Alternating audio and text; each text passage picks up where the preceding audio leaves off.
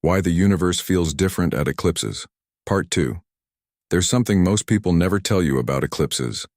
They don't just block the sun, they crack open a door between everyday reality and something much, much deeper. Most folks will grab their phones, snap a few photos and move on. But the rare soul who stands still in that darkness and listens walks away changed. Science confirms it, spirituality explains it, and the universe is practically screaming it. Eclipses are not just sky shows, they're invitations.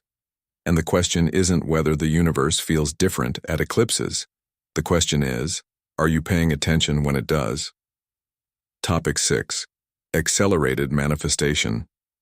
Windows. One of the most practically powerful and most under-discussed aspects of eclipse energy is its capacity to dramatically accelerate manifestation. When the energetic portal of an eclipse is fully open, the usual lag between intention and reality seems to compress, and the universe moves with unusual speed to rearrange circumstances in alignment with whatever the soul is genuinely focused on.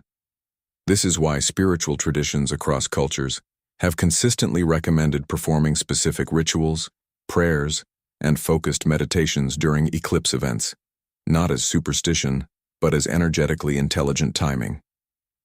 Planting a seed during an eclipse is not the same as planting it on an ordinary Tuesday.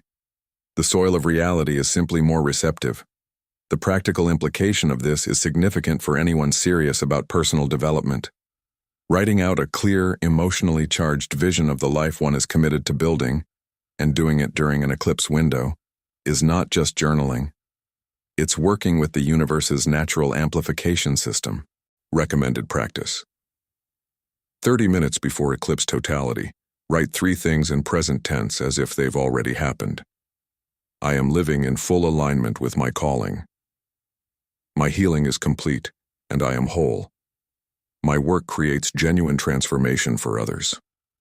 Then sit in silence during totality, breathe deeply, and feel the reality of those words. This isn't wishful thinking. This is conscious participation in what the universe is already doing anyway. There's a reason the world's most spiritually attuned traditions, from Vedic astrology's careful eclipse protocols to indigenous new moon ceremonies aligned with eclipses, have protected these manifestation windows with reverence for thousands of years. They knew what modern consciousness research is only now beginning to confirm, that human intention, combined with the right energetic conditions, produces outcomes that ordinary linear logic simply can't account for. The elevation of the soul doesn't happen on a fixed schedule. It happens in quantum leaps, and eclipses are among the universe's most reliable catapults for those leaps. The question isn't whether this energy is real. The question is whether someone is ready to use it. And that readiness leads directly to what may be the most important topic of all. Topic 7. Spiritual isolation as sacred strategy. Here's something that sounds counterintuitive to most people. During eclipse season, the wisest thing an awakening soul can do is pull back from the crowd. And this isn't antisocial behavior. It's energetic survival. When the energetic field becomes more porous and the soul is in the middle of downloading massive upgrades from the universe, exposure to low vibration environments, toxic relationships, and constant digital noise is the equivalent of trying to receive a crystal clear cosmic signal while standing next to a jackhammer. The spiritual isolation that many sensitive souls crave during eclipse season is not a symptom of disconnection. It is a symptom of the higher self knowing exactly what it needs. Mystics and spiritual teachers throughout history have modeled this behavior instinctively. During powerful cosmic events, ancient practitioners retreated into caves, forests, and temples, not to escape reality, but to go deeper into it. The modern equivalent doesn't require a cave. It might look like a social media detox for a week, a day of intentional silence, a solo walk in nature without earphones, or an evening spent journaling by candlelight instead of scrolling through someone else's highlights reel. The soul undergoing genuine transformation needs space to integrate what the universe is offering. Books like The Power of Now by Eckhart Tolle or Silence by Thich Nhat Hanh offer beautiful practical guidance for creating that inner sanctuary, even in a busy modern life.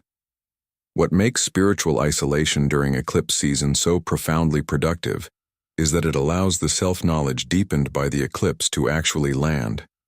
Without quiet, the insights evaporate back into the noise of daily life, filed away under interesting experience and promptly forgotten.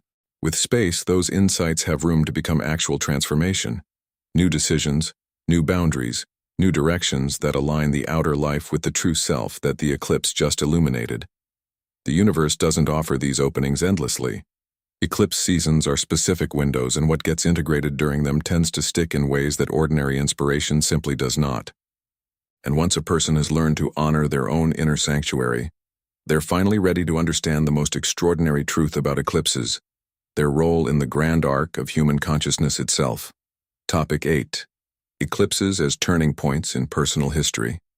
Ask almost anyone who has witnessed a total solar eclipse and stood in genuine stillness during it what happened afterward, and the answer is almost always the same. Something in their life changed. Not something small.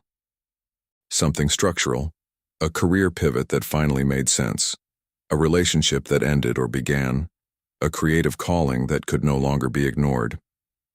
The universe, during an eclipse, isn't just rearranging the sky, it's offering the soul a rare, charged moment to step out of the stream of its ordinary story and ask, is this really my life? Or is there a truer version of me that I've been postponing?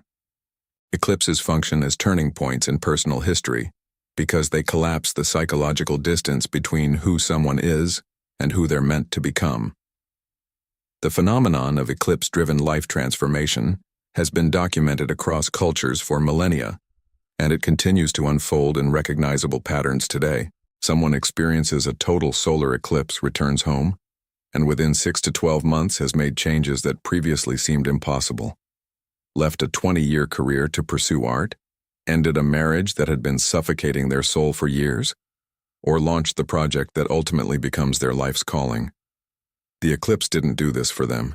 It did it with them, by creating the energetic conditions in which the soul's true priorities became undeniable. This is the universe being not cruel, but ruthlessly efficient, collapsing wasted decades into a single moment of clarity that rewrites the entire trajectory of a life. The most powerful thing to understand about eclipses as turning points is that they are not random. They arrive in the soul's timeline with extraordinary precision, always showing up exactly when the person is finally ready, even if they don't feel ready. The spiritual awakening that an eclipse catalyzes isn't the beginning of a transformation.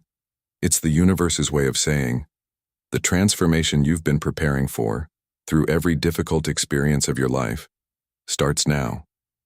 Every moment of healing, every act of self-knowledge, every courageous choice, it was all preparation for the clarity that comes when the sky goes dark, and reality briefly, magnificently, shifts. Your next step starts now. Everything explored in this journey, the energetic portals, the shadow work, the non-linear time, the hypersensitivity, the collective awakening, the manifestation windows, the sacred solitude, and the personal turning points, all points toward one single undeniable truth. The universe is not passive. It is actively, continuously, and with breathtaking precision conspiring to elevate every soul willing to pay attention. So here's the real question. And be honest with yourself as you answer it. How many eclipses have already passed in your life while you were busy taking photos? How many energetic portals opened while the phone was in your face? How many cosmic downloads arrived but were never integrated because the noise was too loud?